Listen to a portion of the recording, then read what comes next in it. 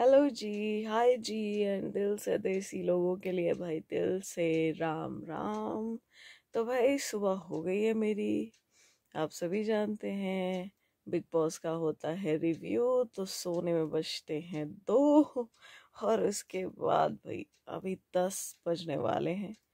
तो अब जाकर आँख खुली है, अब भागेंगे फिर से वही रोज का, है ना, रूटीन। अब जाऊंगी, मैं फ्रेश होंगी और उसके बाद फटाफट से भाई अपना पूजा पाठ करूंगी और उसके बाद हम बैठ जाएंगे फिर से काम करने के लिए। और वो न्यूज़ जो आपको मिलती है दूसरे चैनल पे, वो शुरू हो जाएगा काम। और बस उसके बाद पूरा दिन कुछ ना कुछ चलता रहेगा। तो फिलहाल के लिए भाई अभी उठते हैं, जाते हैं ताकि ज़्यादा ना भागना पड़े। तो मिलते हैं ब्रेक के बाद। एंटेना तो भाई रेडी हो गए हैं और जो अपना रोज का रूटीन होता है फॉलो किया। पूजा पाठ हुआ सबसे पहले, तो वो हुआ सबसे पहले, दिन की शुरुआत मेरी वहाँ से होती है। तो पूजा पाठ हुआ, उसके बाद रेडी हुए, फिर काम। आप सभी जानते हैं भाई काम चल रहा है साथ साथ में, और साथ साथ में मैं आप सभी से ये वार्तालाप भी कर रही हूँ। तो कल का व्लॉग भाई, कल का व्लॉग, एक तो मैंने बताया था ना आप लोगों को, लाइफ में पहली बार ऐसे ऐसे कैमरा पकड़ा था मैंने। नहीं तो पूरा प्रोफेशनल तरीके से चीज़ें होती हैं। मैंने कल भी कहा था कि लाइट कैमरा एक्शन, है ना। तो मैं आती हूँ, न्यूज़ बोलती हूँ, जाती हूँ, आती हूँ, रिव्यू करती हूँ, जाती हूँ। तो इस तरीके से कभी ऑडियंस से, है ना, 1 to 1 जो है, चाहे कैमरा के ही थ्रू, इस तरीके से कभी बात की नहीं है। तो ये मेरे लिए बड़ी नई नई चीज़ें हैं जो मैं कर रही हूँ, पहली चीज़ तो। लेकिन आप लोगों ने यार, वो बोलते ना, इतना अप्रिशिएट किया, इतना मोटिवेट किया, मुझे बड़ा मज़ा आया, बहुत मज़ा आया सचमुच में। मैंने सच में नहीं सोचा था कि मुझे लोग प्यार देंगे। मुझे लगा था भाई गालियाँ मिलेंगी, मुझे लोग बोलेंगे भाई क्या कर रहे हो तुम, बोर कर रहे हो। लेकिन नहीं यार, थैंक यू सो मच, आप लोगों ने इतना प्यार दिया। और एक इतना सारा जो कमेंट्स के ज़रिए, या जो आपने लाइक किए, व्यूज़ का क्या है, मतलब व्यूज़ जो आ रहे हैं ना, कम से कम एक एक ऑर्गेनिक ऑडियंस है जो जुड़ रही है धीरे धीरे। तो वही सबसे बड़ी चीज़ है। मुझे ऐसा नहीं है कि मतलब कुछ कुछ दिखाना है कि हाँ इतने व्यूज़ आ गया, मतलब लाइक शो ऑफ करना है। बट वो सारी चीज़ें होंगी, धीरे धीरे होंगी। धीरे धीरे हम आगे बढ़ेंगे और आप लोगों के साथ से ही बढ़ेंगे। तो आप लोग साथ रहेंगे, सपोर्ट करेंगे, तभी ये पॉसिबल हो पाएगा। और आप लोग कर रहे हैं, सबसे बड़ी चीज़ है यार। कमेंट्स के ज़रिए मुझे पता चल जाता है, चाहे फिर मेरी ट्विटर की ऑडियंस है, चाहे फिर जो यूट्यूब पे लोग जुड़ रहे हैं। तहे दिल से आप लोगों का शुक्रिया यार, तहे दिल से। मतलब शब्द नहीं आते, मैं क्या बोलूँ मैं क्योंकि मैंने सोचा ही नहीं था कि ऐसा कुछ होने वाला है। ये मेरी उम्मीदों से परे है। बहुत बड़ा सरप्राइज है ये मेरे लिए कि हाँ कुछ ऐसा हो रहा है, मैंने कुछ सोचा।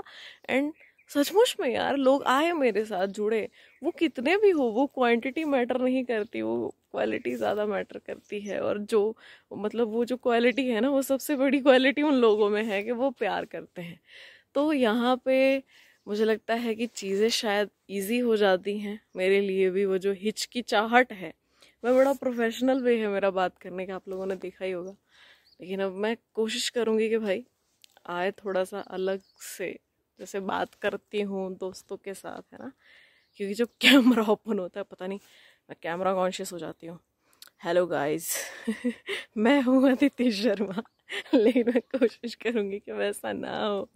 कल तुम लोगों को एक चीज दिखाई थी यार, ये देखो अभी भी पीछे है। किसी एक को भी पता नहीं चला क्या है ये, है ना। किसी एक ने भी इसका नाम नहीं बताया। मतलब नींबू ऑरेंज, नींबू ऑरेंज, यही चल रहा था। तो भाई ना तो ये नींबू है ना ये ऑरेंज है। ये ना दिख रहा होगा तुम लोगों को, ये इसको बोलते हैं, ये है हिमाचली खट्टा फ्रूट। ठीक है, ये आता है भाई नींबू ऑरेंज की फैमिली से। मतलब इसको साइट्रॉन भी बोलते हैं। और ये ना विटामिन सी से भरपूर है। तो जब आप इसको खाते हो, ये आपकी स्किन के लिए, और विटामिन सी वैसे ही हम लोगों के लिए बहुत ज़रूरी होती है। तो भाई ये हर तरीके से, काफ़ी मिनरल्स भी होते हैं इसमें, तो ये बहुत अच्छा होता है। तो मैं किसको खाते कैसे हैं वो आप लोगों को बताऊंगी, क्योंकि ये मीठा नहीं होता है, खट्टा होता है। जैसे मैंने बोला कि विटामिन सी बहुत है इसमें, तो ये खट्टा होता है बहुत। तो इसको खाने का एक तरीका है, वो तरीका मैं आप लोगों को बताऊंगी। तो चलो चलते हैं उसी पेड़ के पास जहाँ पे कल हमने भाई बताया था आपको कि नाम गैस करने के लिए मैंने कहा था। ये भी वैसा ही पेड़ है लेकिन ये दूसरा है, और क्योंकि ये थोड़ा सा ऊंचा भी है तो यहाँ से मैं प्लक नहीं कर पाऊँगी, निकाल नहीं पाऊँगी। तो चलिए फिर। तो भाई ये है हमारा लहसुन और धनिए का खेत, और इसी खेत के पास है वो पेड़ जहाँ पे हम जाएंगे और ये फ्रूट तोड़ के लाएंगे, और फिर उसके बाद मैं आप लोगों को बताऊंगी भाई इसको खाते कैसे हैं। तो सबसे पहले कोई निकाल लेते हैं, ज़्यादा बड़ा नहीं लेंगे, छोटू सा कोई लेंगे। छोटू सा निकालते हैं यार, क्योंकि मुझे ये बीमार नहीं होना मुझे, मैं जल्दी बीमार हो जाती हूँ। तो चलो चलते हैं, बनाते हैं इसको, बताती हूँ कि इसको बनाते कैसे हैं और खाते हैं, फिर एंजॉय करते हैं। तो जो इसका मसाला बनेगा ना, उसके लिए हम लोगों को ज़रूरत पड़ेगी भाई सब चीज़ों की। ये देखो हरा धनिया निकालो, कोई प्रॉब्लम ही नहीं है। इसमें डलेगा हरा धनिया, उसके बाद ये लहसुन की पंखुड़ियाँ, ये काफ़ी है। तो चलते हैं और बनाते हैं। ये देखो भाई ये बन चुका है वो खट्टा फ्रूट, और इसमें हमने डाला है हरा धनिया, हरे लहसुन की पंखुड़ी, मिर्ची, नमक, और एक लहसुन की पंखुड़ी मतलब जो गार्लिक होता है ना प्रॉपर, वो इसमें डाला है। तो ये बन के रेडी हो चुका है। तो रेडी हो चुका है भाई वो बन के, खा के देखते हैं।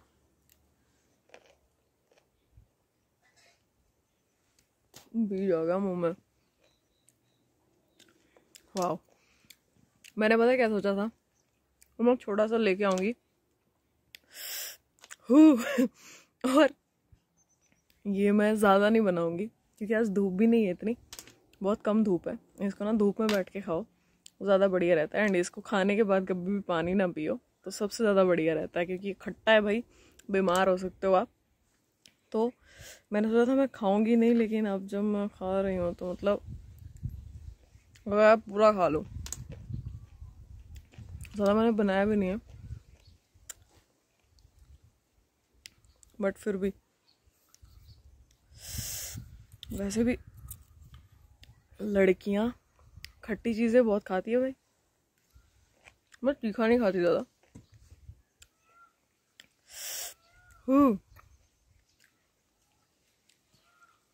मज़ा आ गया, सारी सुस्ती गायब हो गई मेरी। तो अगर किसी को ये मिले तो भाई इसको इस तरीके से बनाया जाता है और इस तरीके से खाया जाता है।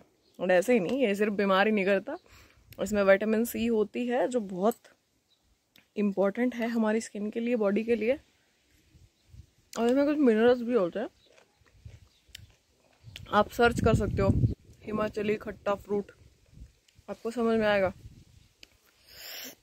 तो भाई ये बड़ा स्वाद बन गया, उसको पूरा ख़त्म कर लेते हैं, फिर मिलते हैं आगे की कहानी में। हाँ तो भाई वापस से आ गई मैं अपने पुराने अड्डे पे। यहाँ पे ना सबसे ज़्यादा शांति है, क्योंकि घर में कोई ना कोई वो बोलते ना डिस्टर्ब करने वाला आता ही रहता है। आपने वो पड़ोसी देखे हैं ना जिनको बहुत इच्छा होती है कि भाई हमारे सामने वाले मकान में क्या चल रहा है। तो ये ऐसे पड़ोसी हर जगह मिलते हैं, ऐसे पड़ोसी यहाँ पर भी हैं। तो भाई कुछ है, कल भी जब मैं व्लॉग बना रही थी भाई एक आंटी आ गई, अब मुझे उनसे बात भी नहीं करनी है, उनको ज़बरदस्ती बात करनी है। एंड ऐसा नहीं है यार मैं किसी की डिसरिस्पेक्ट करती हूँ, मतलब वो कुछ लोग नहीं होते हैं जिनके दिल में कुछ और होता है, ज़ुबान पे कुछ और है, स्माइल के साथ मिलते हैं आपको एंड पीठ पीछे ऐसे ऐसे मुंह बनाते हैं। उन्हीं लोगों में से एक है। तो मैं थोड़ा सा दूरी पसंद करती हूँ ऐसे लोगों से जो ऐसे बोलते हैं ना मुंह पे कुछ और पीठ पीछे कुछ और। तो भाई एक किस्सा सुनाना था तुम लोगों को, तो कोई डिस्टर्ब ना करे इसलिए मैं अपने अड्डे पे आ गई। ये सबसे शांत जगह है, मतलब लाइक यहाँ पर नहीं आएगा तुम्हें कोई डिस्टर्ब करने के लिए, तो इसीलिए मैं यहाँ पर आकर बैठ जाती हूँ। तो क्या हुआ कि कल मेरी मम्मी बस से ट्रेवल कर रहे थे और मतलब कुछ काम से वो बाहर गए थे। तो चलती बस में भाई किसी ने ना सिगरेट जला ली भाई, और धुआं उड़ाना शुरू कर दिया। तो अब जो लोग स्मोक करते हैं उनको तो कोई प्रॉब्लम नहीं है, उनके लिए ठीक है, वो कोई बात नहीं। लेकिन जो लोग नहीं करते भाई, तुम उनकी हेल्थ के साथ क्यों खिलवाड़ कर रहे हो? उन्होंने चूज किया है ना कि वो चीज़ वो नहीं करते हैं, तो वो उनकी चॉइस है। एंड तुम लोग किसी पब्लिक ट्रांसपोर्ट में इस तरीके की चीज़ें करते हो, और उसके बाद भाई वो बंदा क्या बोल रहा है, उसके बाद वो बंदा बहस कर रहा है क्या कर लोगे ऐसा वैसा। अरे भाई वो कंडक्टर और बस के ड्राइवर से भी बहस कर रहा है जब लोगों ने कहा ना उसको कि ऐसे, मतलब पता नहीं भाई क्या क्या मानसिकता होती है ऐसे लोगों की कि भाई तुझे करना है तू कर, तू बस से उतर जा, तू कर ले, ठीक है, हम भाई तुझे अलग तलब अगर मची है तो तू कर ले, लेकिन साइड में जाना कहीं भाई। तो मतलब मैंने कई बार देखा है ऐसे लोगों को कि तुम दूसरों को क्यों चाहते हो कि वो सफ़र करे भाई? वो तेरी चॉइस है, तूने चूज किया है, तुझे वो चीज़ करनी है अपनी लाइफ में। सामने वाले की चॉइस है, उसको नहीं करनी। लेकिन एक पब्लिक ट्रांसपोर्ट में अगर तुम हो या किसी पब्लिक प्लेस पर हो तो भाई थोड़ा सा तो ध्यान रखो ना। तो मुझे भाई ऐसे लोग समझ में नहीं आते हैं जो अलग ही एटीट्यूड लेके घूमते हैं। तो भाई उसकी लड़ाई हो गई और काफ़ी अच्छी खासी बहस हो गई। मम्मी ने मुझे घर आके बताया तो मुझे यार अच्छा नहीं लगा। मुझे लगा कि भाई शेयर करूँ लोगों के साथ कि भाई अगर किसी को है भी ना, वो बोलते ना कहीं तलब मच जाती है भाई, अब लगी है लत, तो उसके बारे में तो हम कुछ नहीं कह सकते क्योंकि वो उस पर्सन की पर्सनल चॉइस है। ज़्यादा तो हम यही कह सकते कि भाई इस तरीके की चीज़ों में मत ही पड़ो, है ना, इस तरीके की चीज़ों में मत ही जाओ कि क्यों अपनी हेल्थ को नुकसान देना यार। अपने हेल्थ का ध्यान रखो, है ना। मतलब ये चीज़ें तुम्हें अंदर ही अंदर खोखला बनाएंगी, लेकिन फिर भी किसी की चॉइस है तो भाई उसकी चॉइस है, वो उसकी प्रॉब्लम है, हमारी नहीं। लेकिन वो उसको दूसरे की प्रॉब्लम ना बनाए तो ये ज़्यादा बेहतर रहेगा। तो भाई मेरी मम्मी जब घर आए तो काफ़ी ज़्यादा डिस्टर्ब थे कल के भाई कैसे लोग हैं ऐसे, और इस तरीके से वो पर्सन भड़क गया, लड़ाई हो गई वहाँ पे बस में, लोगों को प्रॉब्लम हो रही है उतना। उसने पता नहीं तुम लोग क्या करना चाहते हो भाई, वो क्या करना चाहता था, धुआं धुआं करना चाहता था क्या हर जगह? मतलब वो पूरा उसने बस के अंदर धुआं धुआं फैला दिया। और आजकल क्योंकि ठंड है तो भाई खिड़की विड़की भी ओपन नहीं कर सकते लोग, तो प्रॉब्लम हो गई थी यार बहुत ज़्यादा। तो मुझे लगता है कि भाई थोड़ा सा ध्यान रखना चाहिए ऐसी चीज़ों का, है ना। तुम लोगों की क्या राय है, तुम लोग भी बताओ। हेलो, तो फाइनली भाई मेरा पूरा दिन का काम ख़त्म हो चुका है एंड अब भाई सोने, रात के 1 बज रहे हैं और इस वक्त यहाँ का टेम्परेचर है 2 डिग्री। बहुत ज़्यादा टेम्परेचर जाने वाला है माइनस में। तो भाई हालत होने वाली है बहुत ख़राब। बिग बॉस का रिव्यू ख़त्म किया, अब चलो सोने। तो गुड नाइट गाइस, मिलते हैं नेक्स्ट व्लॉग में।